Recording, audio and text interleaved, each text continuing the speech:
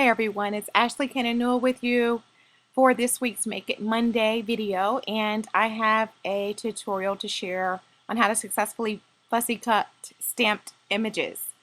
I'm going to be using enclosed apple as one of the stamp sets. I'm going to be using the large thanks stamp here. You want to pick stamps, of course, that don't have a die cut that coordinate, but for words you want to pick nice bold fonts. This one has a die, but it's not an individual die. You could snip it out, but stamping and then die cutting with it, it's not exactly the same exact. You can do that, but it's not exactly the same. But you can use a stamp set like that. I'm also using Graceful Greetings. This one doesn't have any dies. I'm going to use the happy birthday right here. You can use images as well that don't have the stamps, that don't have dies, I'm sorry. So like the flowers and graceful greetings, they don't have dies. So images or greetings. I just think that greetings is a good example for this because usually they don't have coordinating dies. So I've already have it stamped here. I stamped it on True Black with True Black ink on, I believe, white linen cardstock, and I have here my custom paper tray ink pencil. I have stamped PTI on mine with pencil grams, and I have the adhesive pencil wraps. And so you need a nice, cute pencil. The reason why I need a pencil is because you need to erase, and you may make mistakes. And so the technique is to trace around your stamped image first. And you do this because you can erase and you can align it up exactly how you want your cuts to be. Now, if you just fussy cut with just your scissors, there's no going back. You're going to have to stamp and start over again. So my secret to fussy cutting is using a pencil, tracing along the shape of either the font or the actual stamped image to be able to trace it and follow the guideline and actually cut. So you may say, well, I'm not good with actually tracing or drawing and things like that. It takes a little bit of practice, but again, you're using a pencil. Use a pencil, lightly draw a pencil starting at first. Don't use a heavy hand when you're using your pencil. And just follow along the curves or the lines, whatever the shape design may be. You can do rounded edges, you can do sharp edges. It's all up to you. It's like you're creating your own custom cuts here. And so you might be wondering, oh, why would I be fussy cutting something if there are dies out there? Okay, this technique is not for you to use, of course, if they're coordinating dies to a stamp set. This technique is strictly for those stamp sets that do not have coordinating dies. And particularly like this are sentiments usually that don't have coordinating dies. Some stamp sets do, but not all.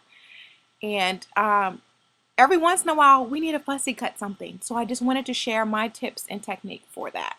And that's really is just taking time out to actually draw and trace around this line.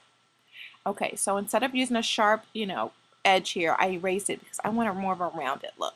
It's just my choice. I decided that after I started.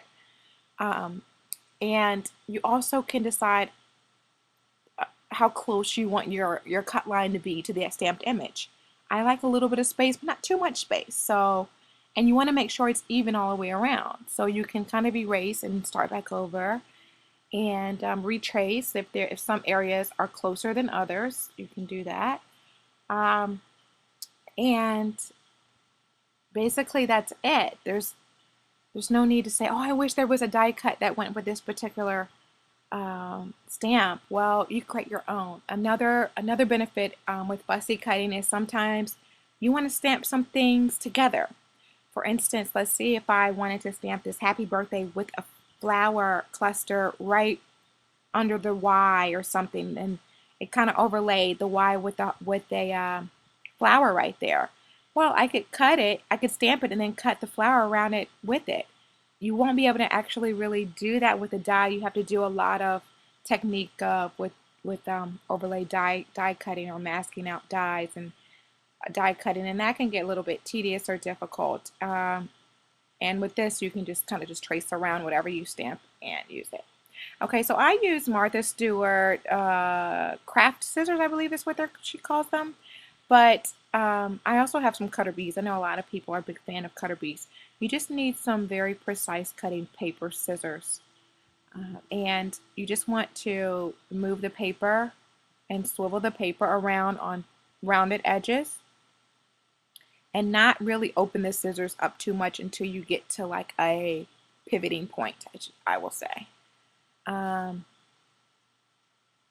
and just follow your pencil line around. You want to get as close to the pencil line as possible, but if you don't, it's perfectly fine because you used a pencil. And at the end, you'll see here, I will just be erasing those pencil lines where they still may show after I've cut. So again, using this is perfect for greetings, sentiments, or custom stamped images where there are just die cuts or just don't exist. And here it is. I'm almost done.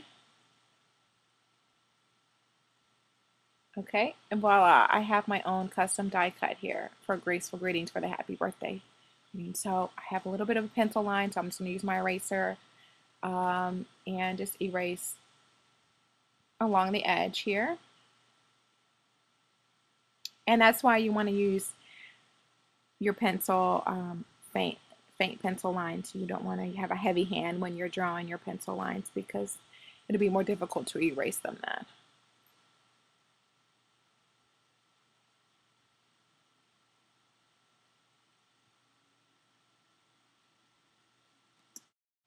All right, so I'm just going to show how I'm just going to finish this off. I also did another card here, and I used the enclosed apple, the thanks word. Same technique for that particular stamp as well. Foam adhesive on the back so these cuts, and that's the benefit of being able to fussy cut a a custom stamped image because it creates three-dimension on your card. So I'm just going to just place this here along my stamped brushstroke or watercolor looking brushstroke flowers. Don't know where I'm going to put it. I don't want to color that one, so I'm just going to put it down here. All right, and for my other card here, I'm going to add some circle scribble die cuts, which I die cut from gold cardstock. Look really pretty die cut from the gold cardstock, by the way. I'm going to be doing that a little bit more often. And I'm just putting some adhesive on the back here.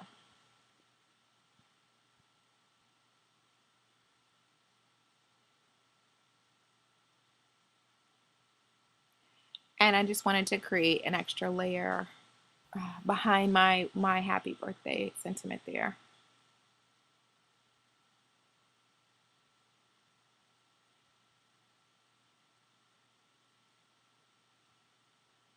And so I think this looks really cool. I thought I would do it straight, but I didn't really like it after I put it straight in. But at an angle, it looks a lot better. So I just put it here at a little bit of an angle. It takes up the space a little bit with the card.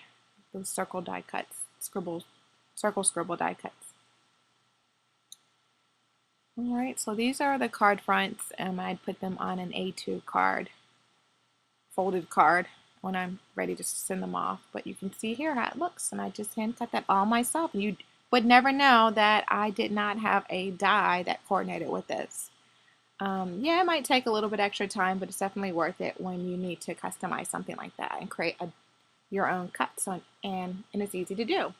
So I hope you enjoyed this week's Make It Monday video, and I hope you can find some stamps in your collection that you may need to use and want to cut out but don't have dies for. So join me this week and have fun. And for Paper Tray Ink, I'm Ashley Cannon Newell. Bye!